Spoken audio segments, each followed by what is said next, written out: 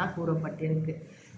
இது மட்டும் இல்லாமல் அந்த ஆண் ஜாதகத்திலையும் பெண் ஜாதகத்தையும் எடுத்து பார்த்து அவங்களோட தசாபுத்தி காலங்கள் எப்படி இருக்குது, அடுத்த தசாபுத்தி மாற்றங்கள் எப்படி இருக்குது, மாரக திசையில் இருக்காங்களா பாதக திசையில் இருக்கிறாங்களா அப்படியெல்லாம் கண்டுபிடிச்சிக்கணும். இதே ஒரே நட்சத்திரமாக வந்தால் 2 பேருக்குமே ஒரே ராசியாக இருந்தாலும் 7.5 நாட்டு சனி என்பார்கள் அல்லவா, அது 2 பேரையும் நல்லா இருக்கும். இதெல்லாம் எல்லாமே நம்மளோட அறிவு, நம்மளுக்கு அறிவு பொக்கிஷம்னு ஒன்று இருக்கு இல்லையா, இறைவன் கொடுத்துருக்காரு இல்லையா, அதை வைத்து இந்த ஜாதகங்களையும் பார்த்து அதை பொருத்தி எப்படி நடந்து கொள்ள வேண்டும், காலத்திற்கு ஏற்றவாறு நம்ம வாழ்க்கையில் நடக்கும் விஷயங்களுக்கு தக்கவாறு அறிவு. அனைவருக்கும் என் இனிய காலை வணக்கங்கள். என்னுடைய பதிவுகளை தொடர்ந்து கேட்டு வரும் அனைவருக்கும் என்னுடைய மனமார்ந்த நன்றிகளை தெரிவித்துக் கொள்கிறேன். இன்றைய பஞ்சாங்கம் பார்ப்போம்.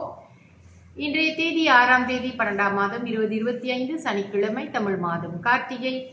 இன்றைய சூரிய உதயம் 7:09, சூரிய அஸ்தமனம் 6:58. இந்திய திதி தேய்பிரை திதியை முடியும் நேரம் இன்று இரவு 11:56. அதன் பிறகு திருதியை ஆரம்பமாகும். இன்றைய நட்சத்திரம் மிருகசீரிஷம் நட்சத்திரம் முடியும் நேரம் இன்று காலை 11:19. அதன் பிறகு திருவாதிரை நட்சத்திரம் ஆரம்பமாகும். இன்றைய யோகம் சித்த யோகம். நல்ல நேரம் காலை 11:34 இருந்து 12:33 வரை. அதன் பிறகு மாலை வேளையில் 5:59 இருந்து 6:58 வரை. தொடர்ந்து 6:58 இருந்து இரவு 8:27 வரை.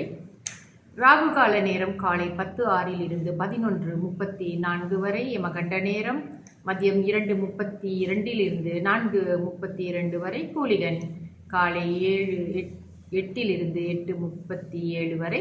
சந்திராஸ்தம ராசி இன்று துலாம் ராசி அன்பர்களுக்கு சந்திராஸ்தமம் இன்று அதிகாலையிலே 12:45 முடிவடைந்து விருச்சக ராசி அன்பர்களுக்கு சந்திராஸ்தமம் ஆரம்பமாகிவிட்டது.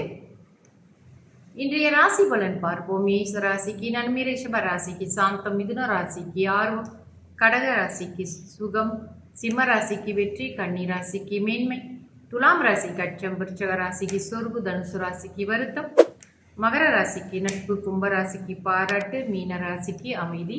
நம்ம திருமண பொருத்தங்களின் அர்த்தங்களை பற்றி தெரிஞ்சுக்கிட்டு வந்துட்டு இருக்கோம். அந்த வகையில் இன்று வேதை பொருத்தம். வேதை பொருத்தம் என்பது எதற்காக பார்க்கப்படுகிறது என்றால்,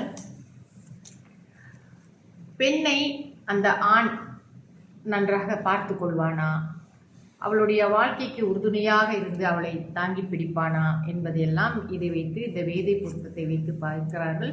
மற்றபடி இந்த சம்பந்திங்க இருக்காங்க இல்லையா, அவங்களுக்குள்ள நடக்கிற அந்த உறவு முறை எப்படி நல்ல விதமாக இருக்குமா, இல்லை பகையாளி போல பார்த்து கொள்வார்களா, அதாவது அது பெண்ணோட வீட்டாரும் சரி அந்த ஆணோட வீட்டாரும் சரி நட்பு முறையிலே பழகுவார்களா என்று கூட இந்த வேதை பொருத்தத்தை பார்க்கலாம். அதனால் இந்த ரச்சு பொருத்தம் பொருந்திட்டாலே வேதை பொருத்தம் பொருந்தி வரும். அநேகமாக அவர்களுக்கு ரச்சு பொருத்தம் பொருந்திருக்கும் வகையிலே நிச்சயமாக இந்த வேதை பொருத்தம் அமைந்திருக்கும். இந்த வேதை பொருத்தம் 10 விதமான பொருத்தங்கள்ல ஒன்று. அதன்படி பெண் நட்சத்திரத்திற்கும் ஆண் நட்சத்திரத்துக்கும் வேதையாக அமைவது பொருந்தாது.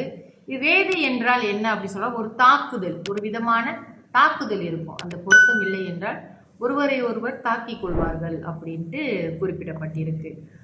தொடர்ந்து இந்த நாடி பொருத்தம். ஆனால் சில பேர் இந்த 10 பொருத்தம் வேதை பொருத்தத்தோட நிப்பாட்டிடுறாங்க. ஆனால் நாடி பொருத்தமும் பார்க்க வேண்டும். நாடி பொருத்தம் எதுக்கு பார்க்குறாங்கன்னா, திருமணத்திற்கு பிறகு, அதாவது 27 நட்சத்திரங்களுக்கு 3 நாடிகளை பிரிச்சிருக்கிறாங்க இல்லையா, அப்போ ஒரே நாடியாக வரக்கூடாது அப்படின்னு சொல்கிறாங்க. ஏனென்றால் இந்த திருமணத்துக்கு பிறகு அந்த ஆணுக்கும் பெண்ணுக்கும் ஏதாவது ஒரு வகையில் ஏதாவது நோய்வாய்ப்பட்டு கொண்டு இருப்பார்கள் அப்படின்ட்டு இந்த நாடி பொருத்தம் பார்க்குறாங்க. ஸோ நாடி பொருத்தம் அமைஞ்சாக்கா அவர்கள் எந்த ஒரு இந்த நோய்வாய்ப்படுறதோ, திருமணத்துக்கு பிறகு சின்ன சீக்குகள் வரும், ஏதாவது ஒரு பிரச்சனை இருந்துக்கிட்டே இருக்கும், நோய் சம்மந்தப்பட்ட பிரச்சனையா, அதுக்காக இந்த நாடி பொருத்தம் பார்க்கிறார்கள்.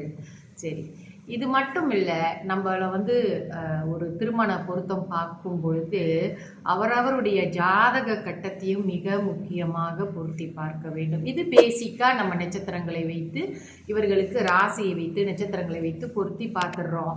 எல்லாம் நல்லா இருக்குது, 7 பொருத்தம் இருக்குது, அதாவது என்ன சொல்கிறாங்கன்னா, முக்கியமான பொருத்தம் தாலி பொருத்தம், இந்த யோனி பொருத்தம், இஸ்ரீ தீர்க்க பொருத்தம் எல்லாம் இருந்து அதோட சேர்த்து இன்னொரு 3 பொருத்தம், ஒரு 6 பொருத்தம் இருக்குதுன்னா திருமணம் செய்யலாம். ஆனால் மிக முக்கியமாக கூறப்படும் இந்த பொருத்தங்கள் அமையாமல் மற்ற பொருத்தங்கள் அமைஞ்சிருந்தால் 7 பொருத்தத்துக்கு கீழே இருந்தால் அது அமைக்க வேண்டாம் அப்படின்னு தான் கூறப்பட்டிருக்கு.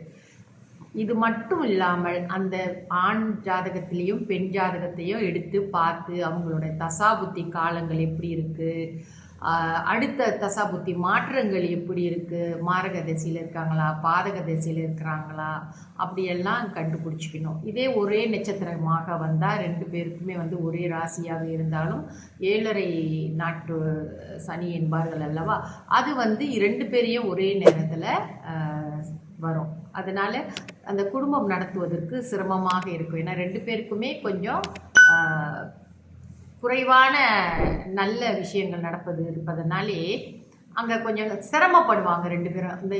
இந்த நட்சத்திர பொருத்தங்கள் பார்ப்பதே, திருமண பொருத்தம் பார்ப்பதே இந்த தம்பதியர்கள் நீண்ட காலம் நல்லபடியாக சீரும் சிறப்போடு குழந்தை செல்வங்களோடு நல்ல குழந்தைகளை பெற்று வாழ வேண்டும் என்பதற்காகத்தான். அதனால் இந்த நம்ம சித்தர்கள் நமக்கு வழங்கிய இந்த பெரிய பொக்கிஷம், இந்த பொருத்தம் பார்த்து திருமணம் செய்து வைப்பது. விரும்பிட்டாங்கன்னா ஆணும் பெண்ணும் 2 பேரும் மணமகளும் மனதார மனப்பொருத்தம் அமைந்து விரும்பிட்டாங்கன்னா இதெல்லாம் நம்ம ஒன்றும் பேசுறது இல்லை. அவங்களுடைய உண்மையான அன்புக்கும் காதலுக்கும் தான் நம்ம மரியாதை கொடுத்தாகணும். அதுக்கு அங்கிட்டு அவங்க தான் அவங்க வாழ்க்கையில் எப்படி சிறப்புமாக வைத்துக்கொள்ள வேண்டும் என்று முடிவு பண்ணி திருமணம் என்பது எதற்காக என்று புரிந்து கொண்டு ஒரு நல்ல சந்ததிகளை வளர்க்க வேண்டும், நம்ம சமுதாயம் நல்லா வாழ வேண்டும் என்பதற்காக நல்ல குழந்தைகளை பெற்று அவர்களை சீரும் சிறப்புமாக இந்த சமுதாயத்துக்கு கொடுக்க வேண்டும் என்று ஒவ்வொருவரும் நினைக்க வேண்டும். திருமணம் ஆன தம்பதியர்கள் அவர்களை மட்டும் நினைக்காமல் அவங்களோட பெற்றோர்கள், அவங்களுடைய சம்பந்திமார்கள், இவர்கள் எல்லோருமே இவர்களை பார்த்து பெருமை கொள்ளும் அளவிற்கு அந்த குடும்பம் நடத்த வேண்டும். இந்த இருவருமே மிக பொறுப்பாளியாக இருக்க வேண்டும். நம்ம சமுதாயத்துக்கு இது ரொம்ப முக்கியம். பிள்ளை வளர்ப்பது ரொம்ப முக்கியம். அதனால இதெல்லாம் பாருங்க. குழந்தை செல்வங்கள் எப்படி இருக்குன்னு நீங்கள் ஜாதக கட்டத்தில் பார்த்துக்கோங்க. எல்லாம் கூட குறையத்தான் இருக்கும். எல்லாமே நம்மளுக்கு சரியாக அப்படியே 100% அமையாது. கொஞ்சம் கூட குறைச்சலாக இருந்தால் தான் வாழ்க்கையும் ரொம்ப நல்லா இருக்கும். இதெல்லாம் எல்லாமே நம்மளோட அறிவு, நம்மளுக்கு அறிவு பொக்கிஷம்னு ஒன்று இருக்கு இல்லையா, இறைவன் கொடுத்துருக்காரு இல்லையா, அதை வைத்து இந்த ஜாதகங்களையும் பார்த்து அதை பொருத்தி எப்படி நடந்து கொள்ள வேண்டும், காலத்திற்கு ஏற்றவாறு நம்ம வாழ்க்கையில் நடக்கும் விஷயங்களுக்கு தக்கவாறு அறிவுபூர்வமாக நடந்து கொள்கிறவர்கள் நிச்சயமாக வெற்றிகரமாகத்தான் வாழ்க்கை நடத்துவார்கள். இதையெல்லாம் நம்ம ஒரு எடுத்துக்காட்டுக்கும் ஒரு வழிமுறைக்கும் ஒரு வழிகாட்டுதலுக்கும் சொல்லுகிறோமே தவிர இவைகளையே எடுத்துக்கொண்டு அதையே ஒரு இதாக பார்க்கக்கூடாது. நான் இடையில ஒரு விஷயம் கேள்விப்பட்டேன். ஒரு மாப்பிள்ளை சொல்கிறாரு, யாரோ அவர்கிட்ட சொல்லியிருக்கிறாங்க பொழுது, தனுசு ராசிக்காரரை கல்யாணம் செய்தால்தான், அந்த பெண்ணை கல்யாணம் செய்தால்தான் உன் வாழ்க்கை உருப்புறோன்னு ஜோதிடர் யாரோ சொல்லியிருக்கிறாங்க.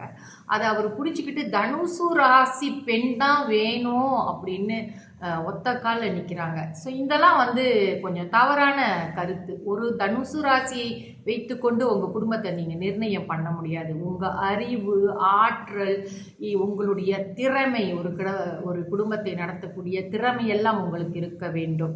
நம்ம தாய் தந்தையர் குழந்தைகளுக்கு நல்ல வாழ்க்கை வாழ்வதற்கும் சிறப்பாக குடும்பம் நடத்துறதுக்கும் நம்மளும் ஒரு எடுத்துக்காட்டாக இருந்து சொல்லி கொடுக்க வேண்டும்.